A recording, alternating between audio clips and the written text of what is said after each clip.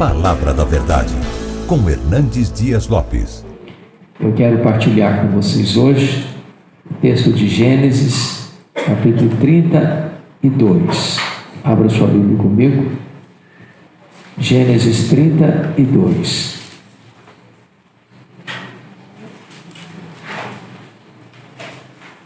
Versos 22 a 32. Gênesis 32, 22 a 32. Lido o texto, por favor, mantenha sua Bíblia aberta nesta passagem. Levantou-se naquela mesma noite, tomou suas 2 mulheres, suas 2 servas e seus 11 filhos, e transpôs o val de Jaboque. Tomou-os e fê-los passar o ribeiro, fez passar tudo o que lhe pertencia, ficando ele só. E lutava com ele um homem até o romper do dia. Vendo este que não podia com ele, tocou-lhe na articulação da coxa. Deslocou-se a junta da coxa de Jacó na luta com o homem. Disse este: deixa-me ir, pois já rompeu o dia. Respondeu Jacó: não te deixarei ir, se me não abençoares. Perguntou-lhe, pois, como te chamas? Ele respondeu: Jacó.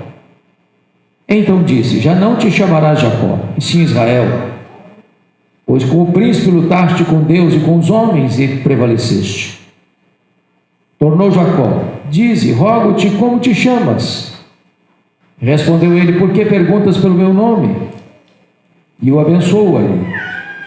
A aquele lugar chamou Jacó Peniel, pois disse: vi a Deus face a face, e a minha vida foi salva. Nasceu-lhe o sol quando ele atravessava Peniel e manquejava de uma coxa. Por isso os filhos de Israel não comem até hoje o nervo do quadril na articulação da coxa, porque o homem tocou a articulação da coxa de Jacó no nervo do quadril. O livro de Gênesis não é apenas o primeiro livro da Bíblia, mas o livro mais estratégico de toda a Bíblia. Toda a revelação de Deus está ancorada neste livro fulcral das Escrituras. Poderíamos resumir este livro em 5 palavras: criação, queda, dilúvio, Babel e patriarcas. Você tem 10 gerações de Caim até Noé. Você tem 10 gerações de Sem até Abraão. E agora começa a história do patriarcado, de uma família que morava em Ur dos Caldeus, no sul da Mesopotâmia, uma família idólatra. E essa família recebe, a partir de Abraão, um chamado, e eles saem de Ur dos Caldeus para Harã.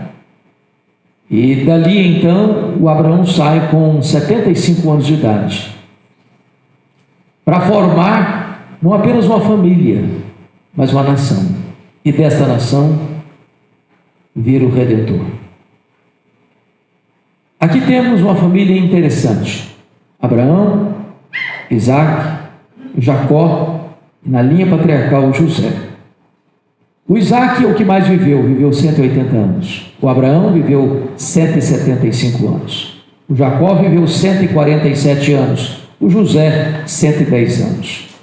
Alguém já disse com razão que Isaac foi filho de um grande pai e o pai de um grande filho. Ele ficou, de certa forma, no anonimato. Mas o seu pai foi tão relevante na história e seu filho também. Hoje quero me dedicar a Jacó. Jacó é o nome mais citado na Bíblia, dos personagens bíblicos. Mais do que Abraão, mais do que Moisés, mais do que o apóstolo Paulo. Esse homem é estratégico na história da redenção, porque ele é o pai das 12 tribos, que formaram a nação de Israel, de onde procederá da tribo de Judá o Messias. Aqui nós lemos a história da sua conversão. E todos nós sabemos o contexto em que esse rapaz saiu de casa, depois de enganar o pai, de trair o irmão, precisar fugir às pressas, porque deixa para trás uma ferida aberta e uma promessa de vingança de seu irmão Esaú. Mas a princípio, quando você lê a história de um rapaz que vivia, desculpa da expressão, entre aspas, na barra da saia da mãe, a mãe é que comandava, a mãe é que ditava o que devia ou não devia fazer, somos levados a pensar que Jacó era um adolescente, era um jovem maturo, ainda nos primórdios da sua juventude. Mas quando Jacó se veste como Esaú, se apresenta ao pai como se Esaú fosse, até blasfemando, usando o nome de Deus para justificar sua mentira, pensamos que ele era um jovenzinho, mas não. Sabe quantos anos tinha Jacó nessa época, quando saiu de casa? 77 anos. 77 anos. E por que podemos ter essa conclusão? É simples de entender. Ele sai de casa e vai para Padã Arã, onde conhece Raquel e onde é enganado pelo seu sogro Labão. E diz a Bíblia que ele tem que trabalhar 14 anos para ter o direito de se casar com Raquel. Ali veio do pacote, não era o desejo dele. Então, depois de 14 anos, nasce seu filho José. Ele quer ir embora, o sogro não deixa, porque ele é ferramenta de trabalho. E diz a Bíblia que ele fica mais 6 anos. Portanto, ele fica em Padã Arã 20 anos.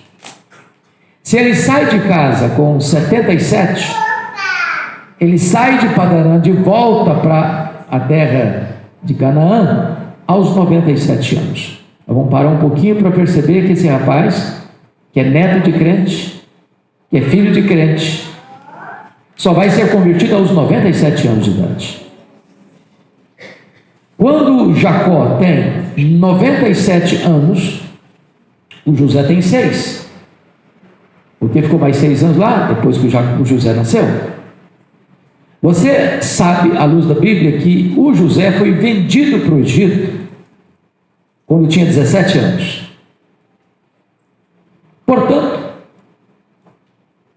Portanto, 11 anos depois que tinha chegado na terra prometida. Quantos anos tem seu pai? 108 anos. Jacó tem 108, o José tem 17.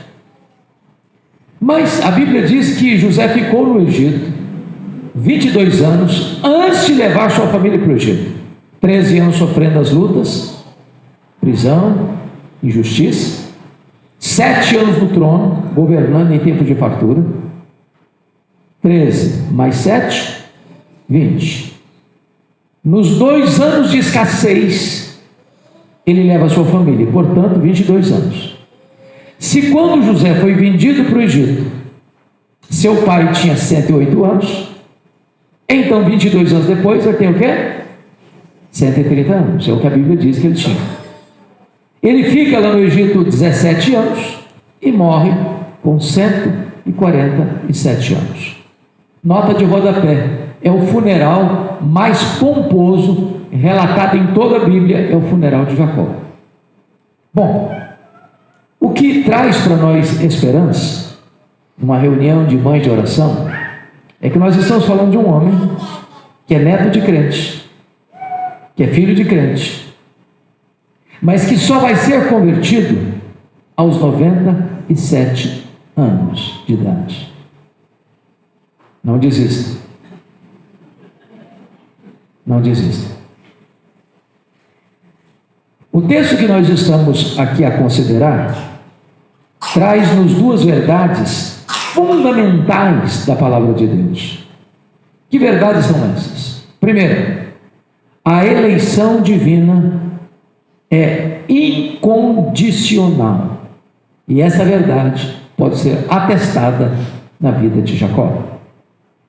A segunda verdade que eu vou considerar à luz desse texto é que se a eleição é incondicional, a graça de Deus é irresistível. Essas duas verdades magnas estão patentes, eloquentemente demonstradas no texto. Se não, vejamos. Vamos tratar então do primeiro ponto, que a eleição de Deus é incondicional. E eu destaco alguns pontos. Primeiro, Deus escolheu Jacó antes de ele nascer. Está lá em Gênesis 25, 23, quando somos informados que a Rebeca, que era estéril, o Isaac casou com ela com 40 anos, orou por ela 20 anos. Agora ela está grávida. Mas descobre em seguida que ela está grávida de gêmeos. E os bebês lutavam no ventre dela. E ela entrou em desespero. E Deus disse: olha, tem no seu ventre não só 2 filhos, tem no seu ventre 2 nações. E o mais novo será maior do que o mais velho. E o mais velho vai servir ao mais novo. O mais velho é Esaú, que vai ser pai de um povo chamado Edomita. O mais novo é Jacó, que vai ser o pai de Israel. Por que Deus escolheu Jacó? Tinha mais virtudes do que o seu irmão? Era mais bonito? Era mais piedoso? Não, eles não tinham nascido ainda. Não tinha mérito. Não tinha nada que justificasse Deus ter escolhido um em detrimento do outro. Então, eu quero lhe dizer, e de maneira tão consoladora para o nosso coração, é que quando Deus escolheu você, não escolheu você porque viu em você virtudes, predicados, coisas bonitas, magníficas. E Deus olhou lá do céu e disse: que pessoa maravilhosa, vou escolhê-la, porque ela tem méritos para ser escolhida. Não, a eleição, ela é incondicional. O Senhor escolheu Jacó antes dele nascer. Segundo lugar, Deus amou Jacó apesar dos pecados de Jacó. Lá em Malaquias, e eu volto aqui depois, no capítulo 1, Malaquias é o último livro do Velho Testamento. E é curioso que somos informados o seguinte acerca de Jacó. Está lá no capítulo 1, versículo 2. Deus diz assim: eu vos tenho amado, diz o Senhor, mas vós dizeis: em que nos tens amado? Não foi Esaú, irmão de Jacó? Disse o Senhor: todavia amei a Jacó, porém aborreci a Esaú. Mas por que Deus amou Jacó? Porque ele era muito bom? Porque ele era muito virtuoso? Porque ele era muito piedoso? Deus amou Jacó não por causa de Jacó, mas apesar de Jacó. Não por causa das virtudes de Jacó, mas apesar dos pecados de Jacó. Não apesar dos méritos de Jacó, mas apesar dos deméritos de Jacó. Nós podemos perseverar na oração, porque a salvação é uma obra soberana de Deus. E Deus pode fazer o milagre da conversão que fez na vida de Jacó, na vida dos nossos filhos, ainda que nas horas tardias da vida, com 97 anos. Terceira verdade que eu aprendo aqui da eleição incondicional de Deus, voltando para Gênesis 32. Por favor, observe lá comigo. Gênesis 32. Então vamos à terceira verdade do texto, da eleição incondicional. Deus tomou a iniciativa da salvação de Jacó. Veja vocês comigo o verso 24 do texto. Está escrito assim: ficando Jacó só, lutava com ele um homem até o romper do dia. Que dia foi esse? O o dia mais desesperador na vida do Jacó. Depois de passar 20 anos longe da sua família, ele retorna, e a crise de consciência com o irmão, porque saiu brigado com o irmão, saiu debaixo de uma promessa do irmão que iria matá-lo, e ele é informado que o irmão está vindo ao encontro dele, ou contra ele, com 400 homens.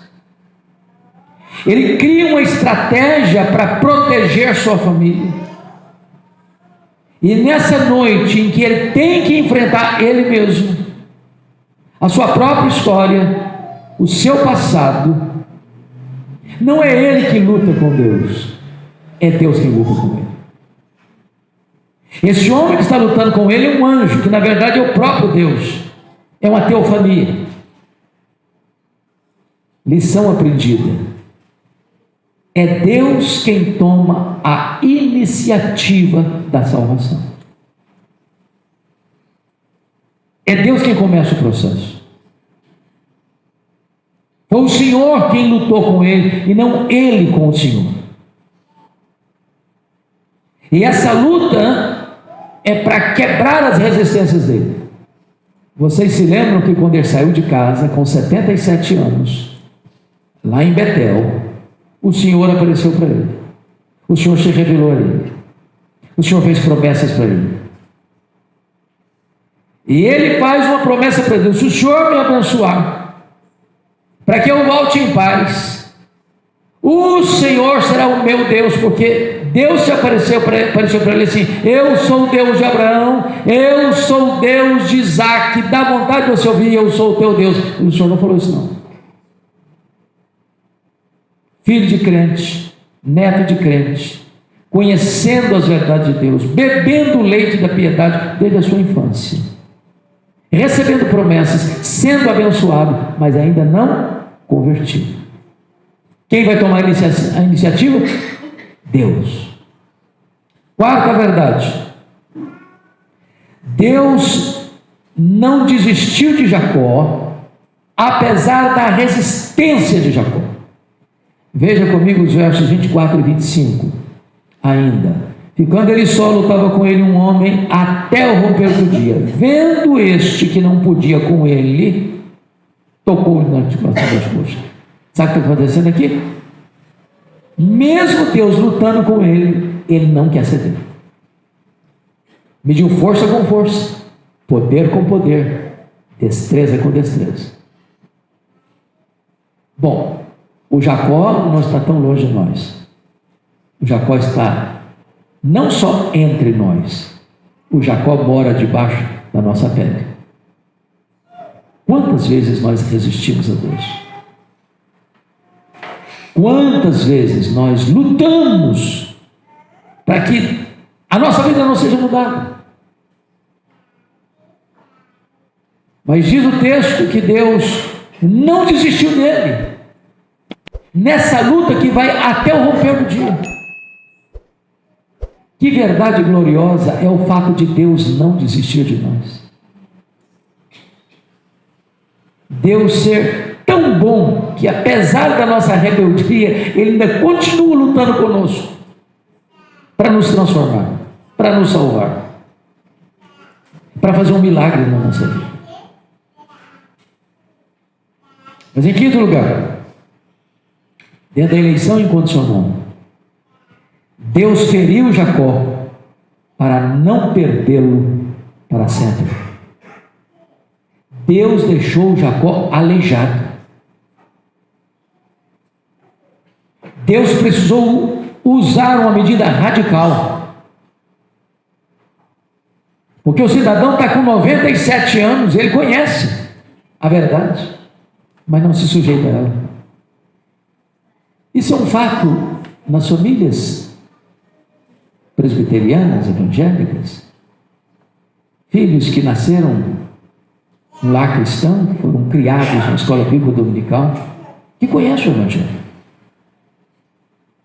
que entram numa faculdade, numa universidade, e agora se declaram não cristãos, não porque nunca ouviram, não porque nunca ouviram falar, não porque não conhecem, mas porque existem. Mas nós não podemos desistir de orar, porque Deus pode fazer com os nossos queridos filhos, descendentes, o mesmo que fez com Jacó. Quebrar a resistência. Às vezes, usando um método radical. O carcereiro de Filipe precisou de um terremoto. O Saulo de Tarso precisou de uma luz aurifugente que jogou o chão. O Manassés precisou de um gancho. Mas vou dizer uma coisa: Deus está disposto a ver as últimas consequências para não nos perder para sempre. Sabe por quê? Porque a eleição é incondicional. Quando eu vejo a história da conversão de Saulo de Tarso, Saulo não estava ouvindo um sermão, Saulo não estava ouvindo um coral, Saulo não estava com a música no headphone escutando um hino bonito, Saulo não estava dentro de uma igreja, ele não estava ouvindo uma palestra, ele estava caminhando com ódio no coração para prender os cristãos. E monocraticamente, soberanamente, o Senhor Jesus jogou o chão e trovejou em seus ouvidos: Saulo, Saulo, por que me persegues? Dura coisa te é recalcitrares contra os aguilhões. E ele agora cai ao chão convertido. Quem és tu, Senhor? Eu sou Jesus, a quem tu persegues. Mas levanta-te, enviar-te-ei para longe aos gentios. Deus pode fazer o que nós nunca poderíamos imaginar que Ele fizesse: salvar até aqueles que resistem em receber a salvação. Por quê? Porque a sua eleição é incondicional. Mas eu quero trazer então a segunda verdade desse texto: é que se a eleição é incondicional, necessariamente a graça precisa ser irresistível. Então vamos olhar aqui 4 pontos. Primeiro, Jacó reconheceu sua necessidade de salvação. Olha o verso 26 comigo. Está escrito assim: disse este: deixa-me ir, pois já rompeu o dia. Respondeu Jacó: não te deixarei ir se me não abençoares. Agora o cidadão que está lutando com Deus, medindo força com força, poder com poder, destreza com destreza, resistindo à transformação, uma vez que o Senhor tocou na articulação da coxa e o deixou aleijado, agora é o Senhor que quer ir. E ele disse: não, eu não te deixarei ir se tu não me abençoares. E que bênção que ele está querendo? Mais ovelhas? Mais rebanhos? Mais dinheiro? Mais saúde? Mais prosperidade? Mais sucesso profissional? Não. De que bênção ele está tratando? Agora ele está reconhecendo que a vida dele precisa ser transformada. Essa é a grande bênção.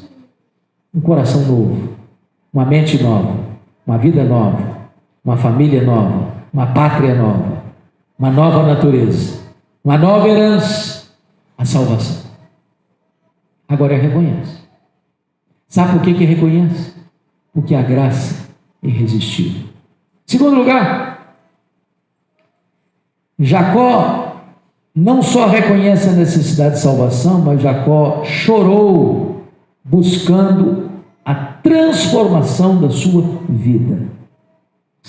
É curioso que o escritor de Gênesis não relate, não registre como foi essa súplica: eu não te deixarei ir se tu não me abençoares. Lendo aparentemente pode ser apenas um desejo,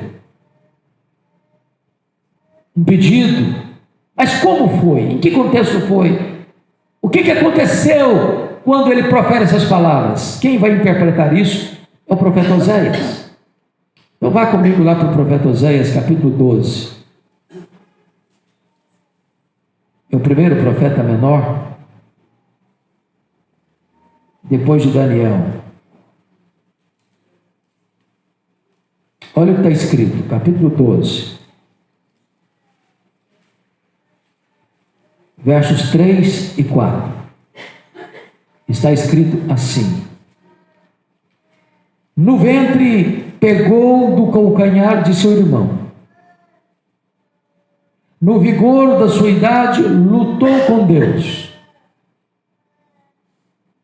lutou com um anjo e prevaleceu. Chorou e lhe pediu misericórdia, lhe pediu mercê. Então Osés está resumindo a biografia dele, mostrando o quê? O nascimento dele, a conversão dele, e como foi esse pedido, essa súplica, esse clamor: eu não te deixarei se tu não me abençoares. Ele faz isso com lágrimas, pedindo misericórdia, reconhecendo o seu pecado, desesperadamente consciente de que precisava ser transformado. Lágrimas do arrependimento, choro pela consciência do pecado. Então volte comigo lá para Gênesis 32. E você está percebendo que a graça de Deus é irresistível e que Ele está trabalhando o coração desse homem, que agora reconhece que precisa ser abençoado, que precisa ser salvo, e faz isso pedindo com lágrimas misericórdia. Mas em terceiro lugar, Jacó confessa o seu pecado. Vejam vocês a pergunta do homem, do anjo, do Senhor a Jacó. Confira comigo, versículo 27. Perguntou-lhe, pois, como te chamas? Ele respondeu, Jacó. Há perguntas que parecem óbvias demais. Quem estava lutando com ele não sabia o nome dele? Não sabia quem ele era? Se sabia, por que perguntou? Essa não é simples pergunta. O problema é que esse rapaz, que está com 97 anos agora, 20 anos passados, no quarto do seu pai, escuta a mesma pergunta: quem é você? Ele respondeu, eu sou Esaú. O pai desconfiado dizer, a voz é do Esaú, mas o cheiro é de Jacó. Melhor dizendo, a voz é do Jacó, mas o cheiro é de Esaú. És meu filho Jacó, Esaú mesmo? Sim, eu sou. Mentiu 2 vezes. Quando Deus pergunta para ele agora, aqui no Val de Jaboque, quando ele está com 97 anos, qual é o teu nome? Deus está lhe dando uma chance de confessar o seu pecado. A resposta de Jacó não é uma resposta, é uma confissão. Porque Jacó significa suplantador, mentiroso, enganador. Quando ele diz o meu nome é Jacó, ele está dizendo, eu sou isso mesmo, eu sou um mentiroso, eu sou um enganador, eu sou um suplantador. Essa é a minha história. Ele reconhece o seu pecado e confessa o seu pecado.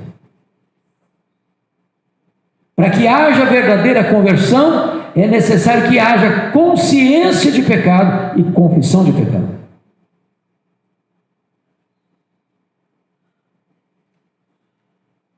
Ele confessou o seu pecado. Mas, finalmente, quarto e último lugar, Jacó viu a Deus face a face e a sua vida foi salva.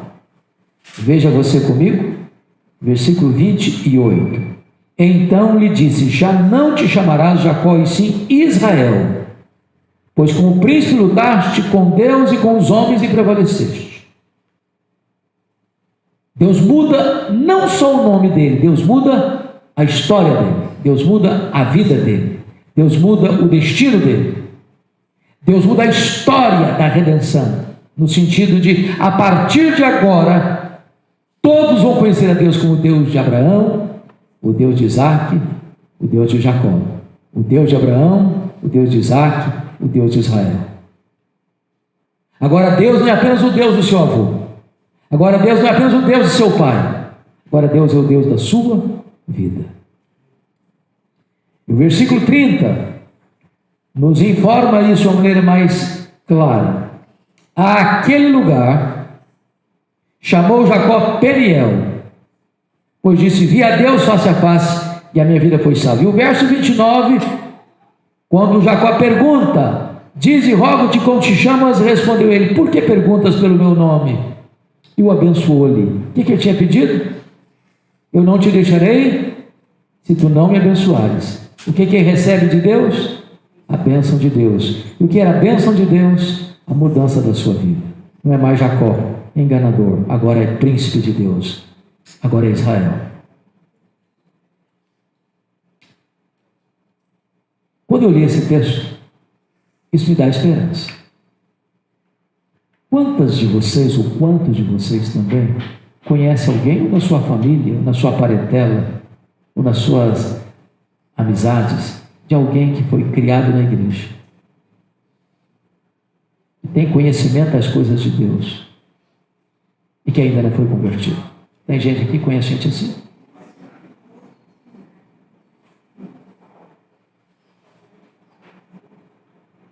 Se Deus escolheu Jacó e salvou Jacó, Ele pode fazer o mesmo?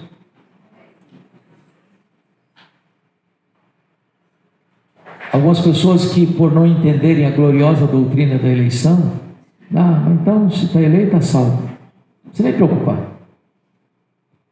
A eleição é uma questão lá da diretoria. Eu sou aqui despachante de pedido. Meu papel é evangelizar. Eu não sei quem são os eleitos. Eu preciso insistir. Porque às vezes uma pessoa estuda 1, 2, 1000 vezes. Eu conheço gente que há 30 anos frequenta a igreja. Não perde o culto. E até hoje não é convertido. Mas nem por isso eu vou desistir. Deus pode, num dado momento, travar uma luta com essa pessoa. E as resistências caírem. E as reservas caírem. E essa pessoa falar com Jacó: eu vi a Deus face a face, e a minha vida foi salva. Então eu quero encorajar as mães de oração a não desistir. Talvez hoje você está orando e não está vendo nenhum sinal de quebrantamento. Você está orando, talvez você esteja enfrentando até maior resistência ainda. Mas Deus é poderoso para mudar o placar do jogo, virar a mesa da história, transformar Jacós em Israéis, suplantadores em príncipes de Deus. E o que é maravilhoso é que diz o texto, versículo 31, nasceu-lhe o sol quando ele atravessava Peniel e manquejava de uma coxa. O grande medo que eu tinha de encontrar Esaú, agora o Esaú está vindo ao encontro dele para abraçá-lo, para beijá-lo, para chorarem juntos. Porque quando Deus converte um coração, Ele também pavimenta o caminho da reconciliação com aqueles que eram inimigos. Eu fico imaginando o encontro, Jacó manquejando, mancola, a encontrar com o irmão: o que aconteceu, rapaz? O que houve? E ele respondeu: foi Deus. Eu encontrei a Deus. Nesta manhã, Deus me salvou. Nesta manhã, Jesus, na pessoa pré-encarnada da teofania, e me encontrou, e me salvou, e me transformou. Eu sou um outro homem. Eu não sou mais o Jacó, eu não sou mais o suplantador, eu sou Israel, eu sou um príncipe de Deus. Nós haveremos de ouvir testemunhos daqueles pelos quais temos orado. E o mesmo Deus que fez, é o Deus que faz, é o Deus que fará.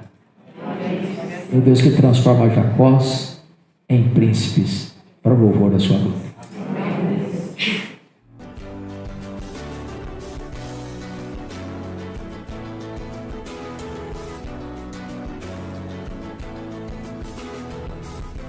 Palavra da Verdade, com Hernandes Dias Lopes.